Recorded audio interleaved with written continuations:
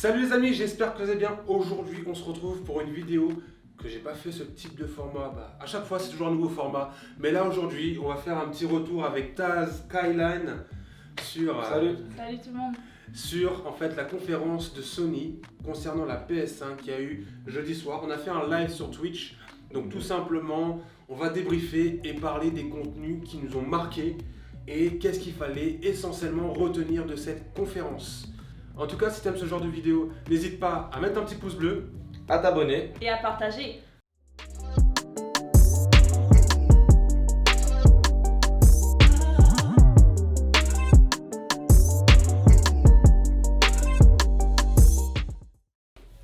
Alors, hormis le générique que Sony a présenté dès le lancement de sa conférence, on va parler tout d'abord du premier jeu dans lequel ils ont abordé ce sujet, un jeu de chez Rockstar, bien sûr, le fameux GTA V. Tout le monde connaît. Tout le monde connaît ce fameux GTA V et il nous l'a annoncé vu ce que Epic Games avait fait récemment en mettant gratuitement GTA V pour justement les gens qui utilisent un PC, avoir gratuitement GTA V. Ça fait un gros boom, même les serveurs d'Epic Games ont sauté. Et bien Sony, qu'est-ce qu'il annonce? GTA 5 Remastered gratuit pour tout achat de PS5. Ah ouais, et ça franchement, c'est vraiment excellent. Et en fait, Sony a fortifié en présentant le jeu GTA V en disant on n'oublie pas les joueurs PlayStation, on ne vous oublie pas, on pense à vous aussi. Et en partenariat avec Rockstar, ils ont proposé GTA V gratuit et remasterisé sur la PlayStation 5 lors de son achat. Maintenant, on va passer aux gros jeux AAA. Les jeux qu'on attendait tous, on va dire. Les jeux qui ont marqué, en tout cas, on a fait une petite sélection qui nous ont vraiment marqué durant cette conférence. Le premier jeu, bien sûr, Spider-Man. Franchement, ce jeu-là, déjà, j'ai commencé à voir le petit bout, le petit début avec les petits éclairs orange, etc. Tous, on a dit c'est Spider-Man. Voilà, on a dit c'est Spider-Man. Non, c'est mytho. Moi, j'ai pensé à Mortal Kombat directement. Mais en voyant directement les petits risques rouges sur la combinaison. C'est un jeu remastered, je crois. Hein. C'est une extension. C'est une extension, ce n'est pas un jeu inédit qu'il faut savoir. Voilà. C'est une extension de son jeu. D'accord. Donc, en tout cas, on fait des images du jeu. Regardez ce jeu comme il est beau, il est fluide. Franchement, ce serait un petit jeu, toujours Spider-Man, God of War, un jeu en mode aventure à une personne, à moins qu'il nous fasse la petite surprise. Mais on va s'attendre justement à un Spider-Man que généralement Sony a l'habitude de nous proposer. Le deuxième jeu, lors de son annonce, je suis la hype. C'est la grosse hype. Ratchet et Clank Rift Apart. Franchement, ce jeu-là, j'ai vu la bande-annonce. Je dis ouais, ça a l'air d'un jeu sympa et tout. J'ai commencé à voir le graphisme, je dis le graphisme est sympa et tout. Et là j'ai vu Ratchet et Clank et j'ai fait ça y est, ce jeu-là, la PS5, si ce jeu-là sort uniquement sur la PS5, je vais le prendre. Ce jeu-là, il est attendu par tout le monde. C'est ni une version remasterisée, c'est un tout nouveau genre avec, on va dire, une transition intermonde assez exceptionnelle qu'on va voir dans le gameplay. Toi Skyline, qu'est-ce que tu penses de ce jeu-là? Bah, j'ai pas.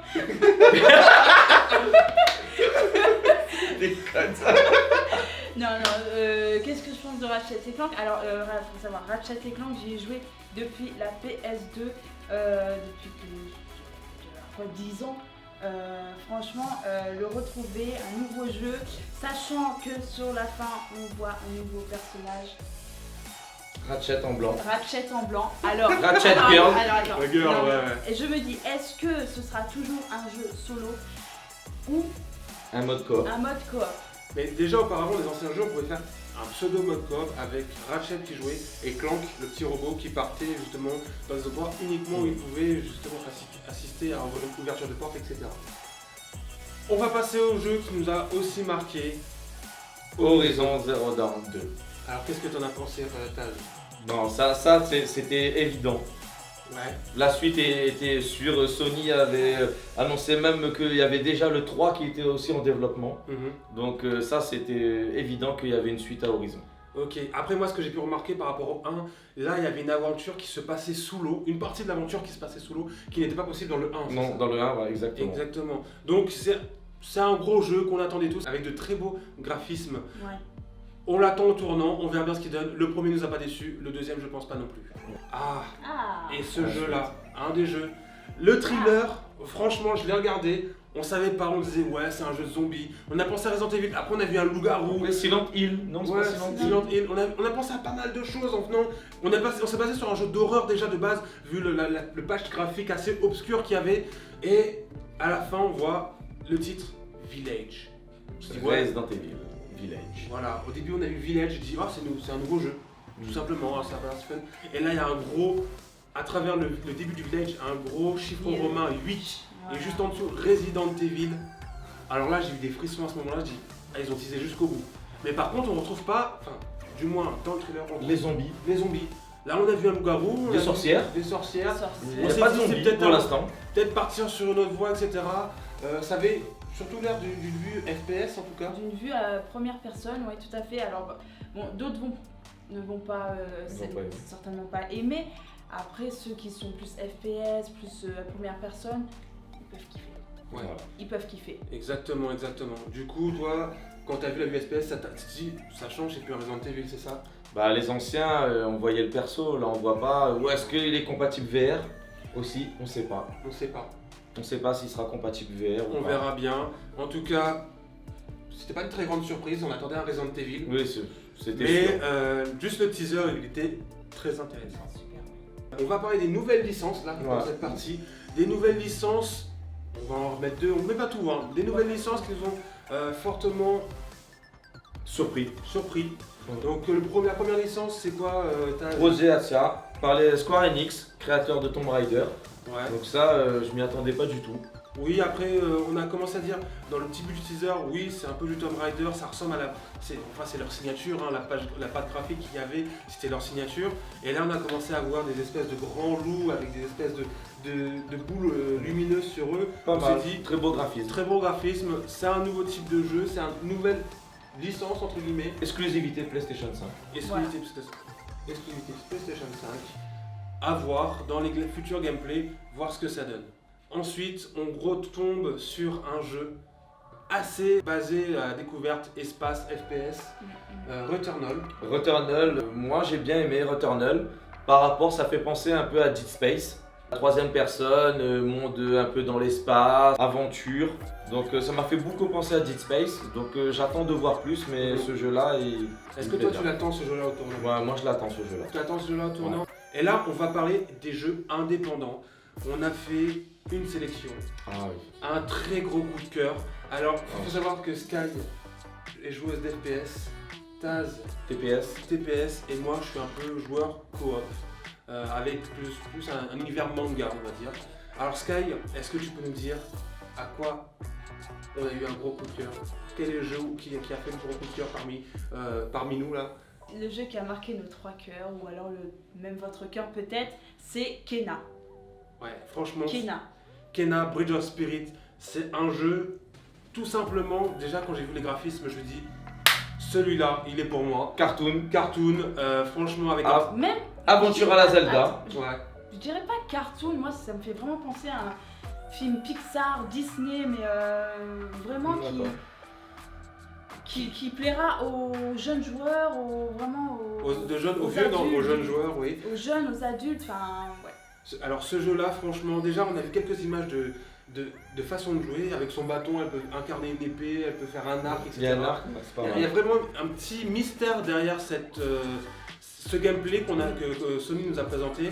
Et franchement, si on devait retenir un des jeux indépendants qui a marqué nos cœurs, c'est celui-ci, Kena, Bridge of Spirit. Donc là, on va passer Au design. au design. Le design qui était attendu. On a eu pas mal de mèmes sur Facebook, sur Twitter, du nouveau design. Oui. Donc on s'attend à déjà, apparemment la PS5 déjà, elle serait blanche. Blanche. Je pense qu'il y aura peut-être des... Elle Elle sortirait blanche. J'espère du moins qu'elle sortirait blanche. Avec deux versions bien distinctes. La version avec un lecteur CD et sans CD uniquement, tout est inclus. À l'intérieur, on achète tout et on n'a plus besoin d'acheter le CD. Je sais pas si c'est une force ou pas, ça dépend des opinions. Pour moi, c'est une force parce qu'on a tendance à aller vers un système qui fonctionne uniquement digital. Il n'y a plus de boîtes de CD, etc. Comme dans Netflix. Maintenant, on va plus, ça n'existe plus. Les loueurs de CD, DVD, Ouais, c'est fini. Hein. c'est fini.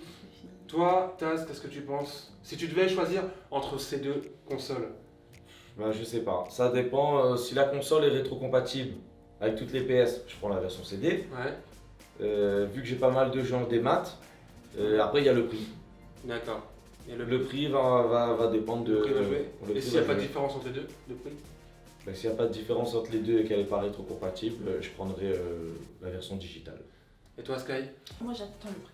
T'attends le prix? J'attends le prix, je veux pas dire je vais prendre la version digitale.